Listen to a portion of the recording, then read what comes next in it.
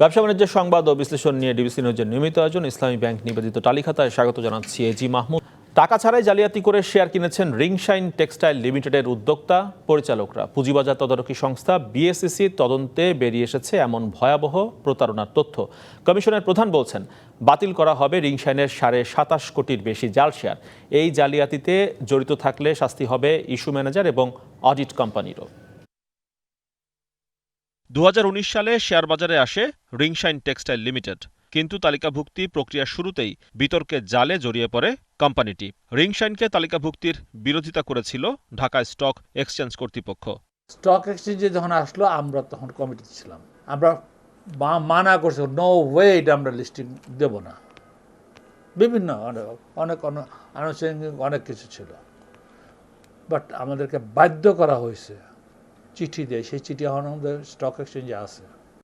বর্তমান কমিশনের তদন্তে সম্প্রতি বেরিয়ে আসে রিংশাইনের শেয়ার জালিয়াতির তথ্য। বলা হচ্ছে, কোম্পানির উদ্যোক্তারা এবং 73 জন সাধারণ শেয়ার হোল্ডারদের কাছে 275 কোটি 10 লাখ টাকার প্লেসমেন্ট শেয়ার বিক্রি হয়েছে। এর মধ্যে 11 জন উদ্যোক্তা বা পরিচালক এবং 33 জন সাধারণ শেয়ার হোল্ডার এই শেয়ারের বিপরীতে কোনো টাকা পরিশোধ করেননি। এসব জাল শেয়ার বাতিল হবে। প্রথম যখন কোম্পানি হয় পেইড আপ ক্যাপিটাল যেগুলো ছিল সেগুলো ঠিক আছে, পরে যেগুলো অ্যাডিশনাল ক্যাপিটাল হিসাবে দেখানো হয়েছিল তার বিনিময়ে তারা কোনো টাকা কোম্পানিতে জমা দেয় নাই বা কোনো জায়গার থেকে তাদের আসেও নাই। সুতরাং সেটা তো বাতিল হবেই, তো সেটা আমরা সেই কারণেই বাতিল করতে যাচ্ছি। পুঁজিবাজারে শেয়ার কেনাবেচা ও শেয়ার ধারণের সব তথ্য জমা থাকে সিডিবিএলে। নিষেধাজ্ঞা থাকার পরেও কি করে শেয়ার বিক্রি করলো রিংশাইনের উদ্যোক্তা পরিচালকরা? আপনি বললেন আমার শেয়ার কোথায়, আমি বললাম সিডিবিএলে আছে, এবং সিডিবিএল রিপোর্ট দেখাই দিল আপনাকে, this is the CDBL and this is the report. সেই সিডিবিএল যদি ওখানে করা যায় আমার কাছে তো শেয়ার নাই, প্লেসমেন্ট জালিয়াতি হয়েছে, প্লেসমেন্ট দিয়েছে, সেই টাকাটা পাওয়া যায়নি, তো শেয়ার ইস্যু হয়ে গেছে। তা টাকা না পায় শেয়ার ইস্যু হলো কেমনে? That is the question. এটা আসলে সিডিবিএলটা আমরা এখন যেভাবে লক করে দিয়েছি এটা ওই রকম লক ছিল না ওই সময়টায়, যার জন্য খালি রিংশাইন না আরও অনেকগুলো বিক্রি হয়ে গেছে। এবং আপনি এটা বেচা কেনা করলে আপনার বিসেকের অনুমতি নিতে হয়। সিডিবিএল হয়তো ভেবেছে বিসেকের অনুমতি নিয়েছে। রিংশাইনের শেয়ার জালিয়াতির সঙ্গে অডিটর বা ইস্যু ম্যানেজারের বিরুদ্ধে তদন্ত সাপেক্ষে ব্যবস্থা নেবে কমিশন। যাদের কথার উপরে এসিসি কাজ করে, ইস্যু ম্যানেজার, অডিটর এবং রিলেভেন্ট যেসব অর্গানাইজেশন এসিসিকে রং ইনফরমেশন দিয়ে মিসলিড করে, তাদেরকেই আমরা মেইনলি ধরব। প্লেসমেন্ট জালিয়াতির 27 কোটি 51 লাখ শেয়ার বাতিল হলে রিংশাইনের পরিশোধিত মূলধন হবে 225 কোটি 21 লাখ 30 হাজার টাকা। কমে যাবে শেয়ারের সংখ্যাও। AG Mahmud, DBC news, Dhaka. Share কেলেঙ্কারির শাস্তি হবে কি, এই বিষয় নিয়ে আলাপে আমাদের সঙ্গে যুক্ত হচ্ছেন ঢাকা স্টক এক্সচেঞ্জের পরিচালক রকিবুর রহমান। রকিবুর রহমান, আপনাকে স্বাগত টালিখাতা অনুষ্ঠানে। যে বিষয়টি দেখলাম আমরা, যে জালিয়াতি করে একটি কোম্পানির উদ্যোক্তা পরিচালকরা শেয়ার কিনেছেন, সিডিবিএল বা ঢাকা স্টক এক্সচেঞ্জ তাদের যোগসাজশ ছাড়া কি এইটি করা কি আদৌ সম্ভব কিনা? রকিবুর রহমান। জি, আমি কিন্তু সবার বক্তব্য শুনেছি। আজকে কিন্তু আপনি সবকিছু কিন্তু ওপেন হয়ে যাচ্ছে। যারা জালিয়াতি করেছে, যদি আপনি ডিপে যান তাহলে কিন্তু সব ধরা পড়ে যাবে। এখন বাংলাদেশ সিকিউরিটি এক্সচেঞ্জ কমিশনের চেয়ারম্যান সাহেবের বক্তব্য আমি শুনেছি, আমি আমাদের মেম্বারদের বক্তব্য শুনেছি। আমি স্পষ্ট একটি কথা বলতে চাই, আপনি যারা জালিয়াতি করেছে এবং জালিয়াতি প্রমাণিত হয়েছে, শুধু জালিয়াতি প্রমাণিত হওয়া বড় কথা না, এটার সাথে কারা জড়িত ছিল? ইস্যু ম্যানেজার, প্রথম হলো ইস্যু ম্যানেজার। আমি বারবার বলেছি, বিগত দিনের যে 100টি কোম্পানির যে শেয়ার এসছে প্লেসমেন্টের মাধ্যমে, তার মধ্যে দেখেন সবগুলো ইস্যু ম্যানেজার। ইস্যু ম্যানেজার এটাকে একবারে সাজাইয়া লোভনীয় করে বিভিন্ন ভাবে এটাকে নিয়ে আসছে, আর অডিটর এটাকে সাপোর্ট দিয়েছে। সব মিথ্যা তথ্য। আপনার মাল নাই বলা হচ্ছে, এখানে 105 কোটি টাকার শেয়ার রাতারাতি 50 কোটি পেটে হয়ে যায়, 50 কোটি টাকার শেয়ার রাতারাতি 200 কোটি টাকা পেটে হয়ে যায়, পেটে ক্যাপিটাল হয়ে যায়, টাকা পেমেন্ট হয় না, অ্যাকাউন্টে থাকে না, থাকলে একদিনের পর আবার টাকাটা সরে যায়। এই যে এখন যদি আজকে যে পুঁজিবাজারের স্বপ্ন আমরা দেখছি, আজকে যে পুঁজিবাজার নিয়ে আমরা ভাবছি, আজকে আপনি আমাকে বলেন রিংশাইন এর এত বড় জালিয়াতি, এই জালিয়াতির বোঝা কি আমার বিনিয়োগকারীরা বইবে যারা শেয়ার কিনেছে ইনভেস্টার? আজকে আপনার 27 কোটি শেয়ার আপনাকে আজকে ক্লোজ করে দিতে হবে। কিন্তু এখন আমার প্রশ্ন, এই 27 কোটি শেয়ার কিভাবে হলো? সিডিবিএল কিভাবে ছিল? সিডিবিএল এটা কিভাবে রক্ষণাবেক্ষণ ছিল? ঢাকা স্টক এক্সচেঞ্জের কথা আমি জানি না। ঢাকা স্টক এক্সচেঞ্জ তো কিভাবে ঢাকা স্টক এক্সচেঞ্জ, আমরা বারবার কিন্তু বলেছি, আমরা রিংশাইন এর ব্যাপারে আমাদের অবজেকশন ছিল রিং শাইনের ইস্যুর ব্যাপারে আমরা অবজেকশন ছিল, তার পেড আপ ক্যাপিটাল ব্যাপারে আমাদের অবজেকশন, কিন্তু দেখা গেছে বিগত দিনে 90% 100টার মধ্যে 90টাই আমাদের অফার ছিল, কিন্তু কেউ মানেনি, ওনারা করে দিয়েছে। এখন আমার প্রশ্ন হলো আপনার কাছে, আপনার প্রশ্ন হলো মানে জালিয়াতি, প্রতারণা, দুর্নীতির অভিযোগ থাকার পরও এই কোম্পানিটিকে আপনারা ঢাকার পুঁজিবাজারে কেন তালিকাভুক্ত করেছিলেন তাহলে? আমরা হয়তোবা সেই তথ্য আমাদের কাছে ছিল না, এটা এটা এটা এটা ঠিক, আমি তো এটা ম্যানেজমেন্ট বলতে পারবে, বাট আমি আপনাকে এই খবরটা আমি বলতে পারবো যে এটা তখন তো হয় জালিয়াতির তথ্য তো আমাদের কাছে ছিল না, হয়তো সেই জালিয়াতির তথ্য তো আমাদের কাছে ছিল না। কিন্তু আপনি শুনলেন যে ডিবি এর যিনি সাবেক যিনি সভাপতি, তিনি কিন্তু বলছিলেন যে ডিএসসি কিন্তু আপত্তি তুলেছিল, এই কোম্পানিটিকে লিস্টেড করার ব্যাপারে আপত্তি তুলেছিল ঢাকা স্টক এক্সচেঞ্জ, তারপরেও সেটি কেন লিস্টেড করা হলো মার্কেটে? না, এটা তো বাংলাদেশ সিকিউরিটি এক্সচেঞ্জ কিন্তু সুপার রেগুলেটর, এটা ওনারা বলতে পারবেন। আমরা তো 100টি বিগত 10 বছরের 100টি কোম্পানি আমাদের কাছে দেওয়া হয়েছিল, আমরা তার 90 কোম্পানিকে আমরা অপোজ করেছি, আমরা লিস্টিং, আমরা এটাকে সাপোর্ট করি লিস্টিং, তারপর তো লিস্টিং হয়েছে, এটা তো অনেকগুলি হয়েছে, আপনি তো এটা ভালো করে জানেন। তো এই জন্য বলছি বাংলাদেশ অনেক বিশ্লেষকই কিন্তু এখন প্রশ্ন তুলছে যে ঢাকা স্টক এক্সচেঞ্জ জেনে শুনেই কিন্তু বিনিয়োগকারীদের সঙ্গে তাহলে প্রতারণাটি করেছে, এরকম অভিযোগও কিন্তু রয়েছে। না সরি, আমি যদি ম্যানেজমেন্টের কোনো দুর্বলতা থাকে আমরা এটা বের করব। আজকে আপনি তুলে ধরেছেন, আজকে বোর্ড মিটিং আছে, যদি ম্যানেজমেন্টের সেদিন কোনো দুর্বলতা থাকে অবশ্যই বোর্ড মিটিং আজকে এটা আলোচনা হবে এবং এটা হচ্ছে কমিটি হবে, এটা তদন্ত হবে, আমি আপনাকে কথা দিচ্ছি, আমি বিনিয়োগকারী ভাইদের কথা। কিন্তু একটা কথা আপনি খেয়াল রাখবেন, বাংলাদেশ সিকিউরিটি এক্সচেঞ্জ কমিশনের চেয়ারম্যান কিন্তু একটি কথা বলেছে, এটা কিন্তু আপনাকে ইয়েতে আনতে হবে। উনি বলেছেন রিং শাইন যখন আসে যে পেড ইকুইটি, ওইটা ঠিক ছিল, উনি বলছেন ওইখানে কোনো কিছু ছিল না, কিন্তু পরবর্তী পর্যায়ে যে শেয়ারগুলি ইস্যু করা হয়েছে এই ব্যাপারে বড় ধরনের জালিয়াতি হয়েছে, এটা কেউ জানে। জি রকিবুর রহমান, আমরা এই বিষয় নিয়ে আলাপ করেছিলাম পুঁজিবাজার বিশ্লেষক মাহমুদ হোসেন এফসি এর সঙ্গে, সেই আলাপটি একটু শুনে নিচ্ছি, তারপরে আবার আমরা আলোচনায় ফিরব। আমরা অনেক আগ থেকেই বলতাম যে বাজার থেকে যে টাকা উত্তোলন করা হচ্ছে সেই টাকাটা ব্যবসার কাজে ঠিকমতো ব্যবহার করা হচ্ছে না, এবং উদ্যোক্তা বা স্পন্সর ডিরেক্টররা এই টাকাটা অন্য কাজে ইউজ করছে, নিজেদের স্বার্থসিদ্ধির জন্য কানাডার বেগমপাড়াই হোক বা সুইস ব্যাংকই হোক, তারা কিন্তু সবসময় টাকা নিয়ে সটকে পড়ত। তো এরকম প্র্যাকটিস আরও অনেক প্রতিষ্ঠানেই হতে পারে বলে আশঙ্কা করা হচ্ছে। বর্তমান আইনে কিন্তু এসব পরিচালকদের বিরুদ্ধে যথেষ্ট পরিমাণ পদক্ষেপ নেওয়ার সুযোগ আছে, বাট প্রশ্ন হচ্ছে এদের কি ফিরে পাওয়া যাবে? এরা যত টাকা নিয়ে সটকে পড়েছে এই টাকা কি ফেরত পাওয়া যাবে? এ ব্যাপারে একটা কোশ্চেন থেকেই যায়। আমরা শুনলাম বক্তব্যটি, আবারও ফিরছি। ডিএসসি যিনি পরিচালক রকিবুর রহমান, তিনি রয়েছেন আমাদের সঙ্গে। এখন এই যে জালিয়াতি হলো রিং শাইনের, ধারণা করা হচ্ছে আরও বেশ কিছু কোম্পানিতে এরকম জালিয়াতি হয়েছে, যেটির অনুসন্ধান করছে বিএসইসি। এখন যারা জালিয়াতি করেছেন, যেটি প্রমাণিত হয়েছে, তাদের শাস্তি কি হবে? না, তাদেরকে তো এই ব্যাপারে আমি কোনো কম্প্রোমাইজ করতে চাই না কোনো সময়। আমি বারবার বলেছি, তাদেরকে যদি এটা প্রমাণিত হয় তারা জালিয়াতি করেছে, সেই জালিয়াতি কার সাথে করেছে? সেই জালিয়াতি দেশের সাথে করেছে, পুঁজিবাজারের সাথে করেছে, হাজারো লাখ বিনিয়োগকারীর সাথে করেছে। প্লিজ, এই জালিয়াতির একমাত্র শাস্তি হলো তার সর্বোচ্চ প্রমাণ সাপেক্ষে তার সর্বোচ্চ তাকে শাস্তি দিতে হবে। এটা পৃথিবীর কোনো দেশে এই ধরনের জালিয়াতি, যদি আপনি চায়না বলেন গুলি করে দিছে, ইন্ডিয়া বলেন একেবারে ধরার লগে লগে আপনি সরসাদ মেহতা থেকে আরম্ভ করে কয়জনের নাম বলবো, সুব্রত এখনো জেলে আছে। আমেরিকা বলেন, এগুলিতে কোনো ছাড় নাই, এগুলিতে কোনো কাউকে ছাড় দেওয়ার কোনো সুযোগ নেই যদি পুঁজিবাজার ভালো করতে চান। পুঁজিবাজার যদি স্বচ্ছতা, জবাবদিহিতা যদি আমাদের চেয়ারম্যান এখন যেভাবে এগিয়ে যাচ্ছেন সেভাবে যদি উনি নিশ্চিত না করেন, তাহলে উনি যে স্বপ্ন দেখছেন, আওয়ামী লীগ সরকার যে স্বপ্ন দেখছে, আমরা জানি যে শেয়ার কেনাবেচার বা শেয়ার ধারণের সমস্ত তথ্য জমা থাকে সিডিবিএল এ, সেই সিডিবিএল এর যোগসাজশ ছাড়া কি এই প্রতারণা করা সম্ভব?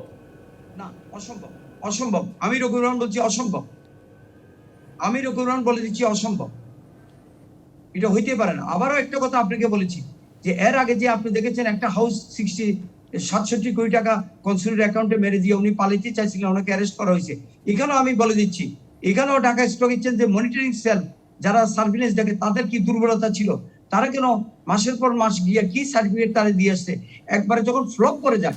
আমাদের কেন দুর্ভাগ্য কি জানেন, সবকিছু আমরা ঠিক টাইমে ধরতে পারি না। পৃথিবীর সব দেশে কেন ম্যানিপুলেশন ধরে ফেলে, একবারে সার্ভিলেন্স, আমার surveillance, Dhaka stock exchange, Chittagong stock exchange এবং সর্বোপরি সিকিউরিটি এক্সচেঞ্জ কমিশন সার্ভিলেন্সের সব ধরা পড়ে। কিন্তু আমাদের দুর্ভাগ্য হলো আমরা একবারে যখন ফ্লপ করে যান তখন আমরা সার্ভিলেন্সে ধরা পড়ে, সবকিছু ধরা পড়ে, তখন আমরা তদন্ত কমিটি করি, তখন তদন্ত কমিটি করে কি হবে? পৃথিবীর সব দেশে তো যখনই ধরা পড়ে তখনই এটা শাস্তি হয়ে যায়। আমি আপনাকে বিনীত অনুরোধ করবো, মাননীয় চেয়ারম্যান সাহেব বক্তব্য দিয়েছেন, আমি ওনাদেরকে বিনীত অনুরোধ করবো, যদি একটি ভালো পুঁজিবাজার চান, স্বচ্ছতা জবাবদিহিতার একটা পুঁজিবাজার চান, যদি পুঁজিবাজারে হাজারো লাখো বিনিয়োগকারী আসতেছে আস্থা নিয়ে, অনেক বড় বড় বিনিয়োগকারী আসতেছে আমার দৃষ্টিতে, আজকে সবাই আমরা আসছি যেহেতু সুদের হার কম। আজকে বাংলাদেশ সরকার চাচ্ছে, মাননীয় প্রধানমন্ত্রী আওয়ামী লীগ সরকার চাচ্ছে পুঁজিবাজারের মাধ্যমে দীর্ঘমেয়াদী লোন নিয়ে আসার জন্য। আপনি ব্যাংকের অবস্থা দেখেন, দুদক কি বলেছে, আপনি এটা শুনেন, দুদক কি বলেছে, যে আমরা যতগুলি কেস ধরতে পেরেছি তাতে দেখা যাচ্ছে অডিটর, প্রথম জালিয়াতি করেছে অডিটর এবং দ্বিতীয় জালিয়াতি করেছে এক শ্রেণীর। জি রকিবুর রহমান, আমরা আশা করছি এই জালিয়াতির সঙ্গে যারা জড়িত তাদের উপযুক্ত শাস্তি হবে। অসংখ্য ধন্যবাদ রকিবুর রহমান টালি খাতায় যুক্ত হওয়ার জন্য এবং সময় দেওয়ার জন্য। আপনাকেও ধন্যবাদ আমাকে নিয়ে আসার। দীর্ঘ 8 বছর পর আবারও বাংলাদেশ থেকে তৈরি পোশাক কিনবে যুক্তরাষ্ট্র ভিত্তিক brand Walt Disney. Rana plaza ধসের পর প্রতিষ্ঠানটি এদেশ থেকে তাদের ব্যবসা সরিয়ে নেয়। ব্র্যান্ডটি নতুন করে ফিরে আসার সিদ্ধান্তকে পোশাক খাতে বাংলাদেশের সংস্কার কার্যক্রমের বড় স্বীকৃতি হিসাবে দেখছেন উদ্যোক্তারা।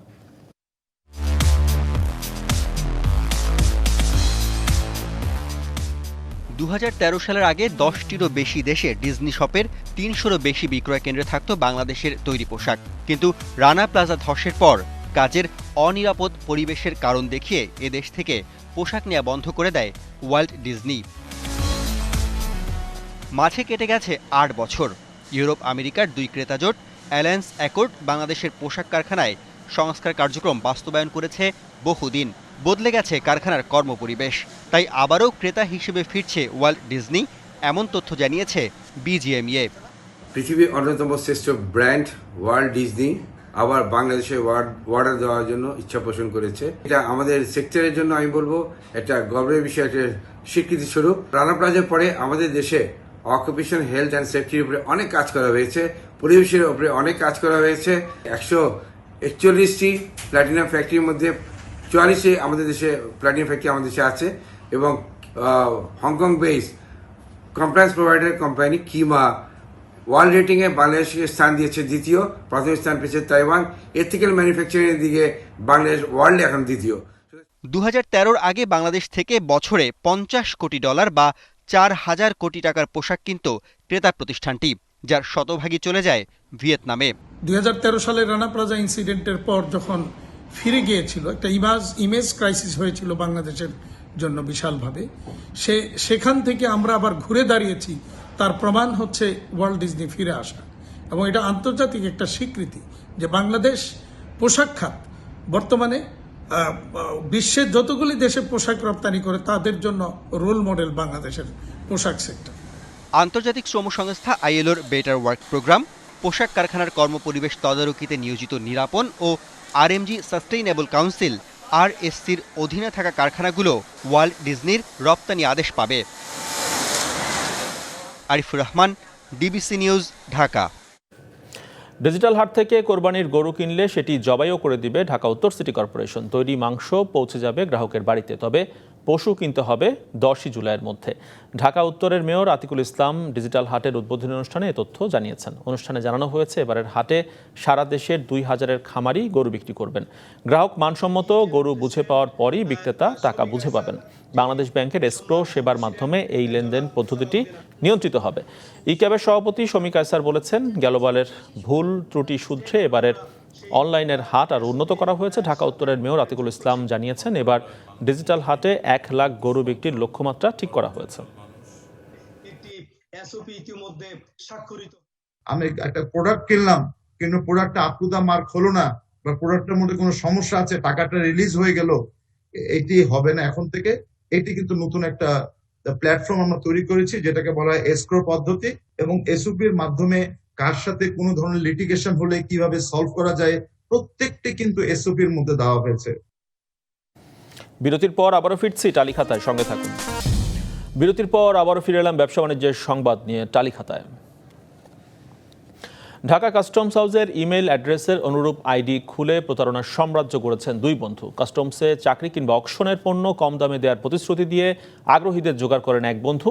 আরেক বন্ধু করেন কাস্টমস কর্মকর্তা সেজে চাকরি প্রার্থী বা পণ্য কিনতে আগ্রহীদের সঙ্গে বৈঠক। এরপর ইমেইলে ভুয়া নিয়োগপত্র বা অকশনের মালামাল বিক্রির চিঠি দিয়ে হাতিয়ে নেন লাখ লাখ টাকা। 2017-তে সংঘবদ্ধ প্রতারণা শুরু করেন দুই বন্ধু ইব্রাহিম হোসেন রবিন ও মেহেদি হাসান খোকন। মানুষ ঠকাতে সাজেন কাস্টমস কর্মকর্তা। কাস্টমসে স্টোর কিপারের চাকরির কথা বলে কিংবা অকশনের পণ্য কম দামে পাইয়ে দেওয়ার প্রলোভনে অথবা পণ্য খালাসের কথা বলে আগ্রহীদের জোগাড় করেন খোকন। তারপর আগ্রহীদের সঙ্গে কাস্টমস কর্মকর্তা সেজে কথা বলেন রবিন। আবার রবিন লোক জোগাড় করলে কর্মকর্তা সাজেন খোকন। ভুয়া নিয়োগপত্র, অকশন পণ্যের কোটেশন ও পণ্য খালাসের চিঠি তৈরি করে ঢাকা কাস্টম হাউসের অনুরূপ ইমেইল আইডি থেকে মেইল করেন তারা। তারপর দফায় দফায় এক একজনের কাছ থেকে লাখ লাখ টাকা হাতিয়ে বন্ধ করে দেন যোগাযোগ। ভুক্তভোগীরা বলছেন কাস্টমসের সব ধরনের কাগজপত্রই হুবহু নকল করতে পারেন রবিন ও খোকন। এজন্য তাদের প্রতারণা ধরা খুবই কঠিন। আইএসপি সম্পর্কিত যেসব প্রোডাক্টগুলো আছে এরকম, তারপর মোটরসাইকেল, এগুলো দেওয়ার প্রতিশ্রুতি দিয়ে আমার কাছ থেকে মোটামুটি 7 লাখ টাকা নেয়। চাকরি দেওয়ার কথা বলে আমার স্বাস্থ্য ভাইয়ের আমার কাছে প্রথমে 45,000 টাকা নিছে, তারপরে মোট টোটাল 90,000 টাকা নিছে। যখন এই মাল দেওয়ার সময় আসে আর যখন চাকরির সময় আসে, অ্যাপয়েন্টমেন্ট লেটারের যখন জয়েনিং ডেট আসে, তখন সে বিভিন্ন ধরনের নানান ধরনের তাল বাহানা শুরু করে। ওইভাবে করতে করতে অনেক দিন চলে গেছে, তখন বুঝতে পারলাম আমি প্রতারণার শিকার হয়ে গেছি। প্রায় 4 বছরে দুই বন্ধুর প্রতারণার শিকার হয়েছেন বহু মানুষ। প্রথমে একটা নিয়োগের বিজ্ঞপ্তি দিত, তারপরে এই মেইলের মাধ্যমে আবার যারা চাকরি প্রত্যাশী তাদের আবেদনটুকু সে গ্রহণ করত। যে অ্যাপয়েন্টমেন্ট লেটার তৈরি করা হতো এটা রবিন নিজেই তৈরি করত, সে এইটা ওদেরকে সেন্ড করত, তাদের বিকাশের মাধ্যমে সে এই চাকরির বিনিময়ে টাকা আদায় করত। সাধারণত .gov.bd ডোমেইনে ওয়েবসাইট ও ইমেইল অ্যাড্রেস তৈরি করে থাকে সরকারি প্রতিষ্ঠানগুলো, কিন্তু ঢাকা কাস্টম হাউসের মেইল আইডি ইয়াহুতে। এ কারণেই প্রতিষ্ঠানটির মেইল আইডির অনুরূপ আরেকটি মেইল আইডি সহজেই খুলতে পেরেছে প্রতারকরা। ঢাকা কাস্টম হাউস সংক্রান্ত যে কোনো বিষয়ে জানতে প্রতিষ্ঠানটিতে গিয়ে খোঁজ নেওয়ার পরামর্শ পুলিশের। এই ধরনের মেইলে প্রচুর প্রতারণা হচ্ছে। সরাসরি কখনো যদি কেউ টাকা চেয়ে তাকে পুলিশ ক্লিয়ারেন্স থেকে আরম্ভ করে নিয়োগপত্র দেওয়া থেকে শুরু করে সব কিছু শুধুমাত্র মেইলে এক ব্যক্তি যোগাযোগ করে, তখন কিন্তু একটি সন্দেহের অবকাশ থাকে। বেশিরভাগ সময়ই ভুক্তভোগীরা মামলা না করার কারণে আরও বেপরোয়া হয়ে ওঠে প্রতারকরা। তাই প্রতারিত হলেই মামলা করার আহ্বান পুলিশের। যত বেশি মামলা হবে এদের বিরুদ্ধে, ততই এই প্রতারক চক্ররাও কিন্তু দমে যাবে। Nadim Mahmud, DBC news, Dhaka. বাংলাদেশ বিনিয়োগ উন্নয়ন কর্তৃপক্ষ বিডা এবং বেটার বাংলাদেশ ফাউন্ডেশন BBF এর উদ্যোগে অনুষ্ঠিত হলো ব্র্যান্ডিং বাংলাদেশ এবং ইনভেস্টমেন্ট সামিট 2021। শনিবার রাতে ভার্চুয়াল প্ল্যাটফর্মে অনুষ্ঠিত সম্মেলনে এর সভাপতিত্ব করেছেন BBF এর সভাপতি প্রফেসর মাসুদ খান, যার প্রধান অতিথি হিসেবে উপস্থিত ছিলেন পরিকল্পনা মন্ত্রী M.A. মান্নান। বিশেষ অতিথি হিসেবে উপস্থিত ছিলেন বিডার নির্বাহী চেয়ারম্যান সিরাজুল ইসলাম, বাংলাদেশে নিযুক্ত জাপানের রাষ্ট্রদূত নাওকো এলটো, BGME এর সভাপতি Faruk Hasan, stylish garments limited এবং ওপ্পো মোবাইল বাংলাদেশের কারখানা স্বত্বাধিকারী সালাউদ্দিন চৌধুরী সহ দেশি বিদেশি বিভিন্ন বিনিয়োগকারী এবং উদ্যোক্তাগণ। টালিখাতা আজ এ পর্যন্তই। সঙ্গে থাকুন 24 ঘন্টা।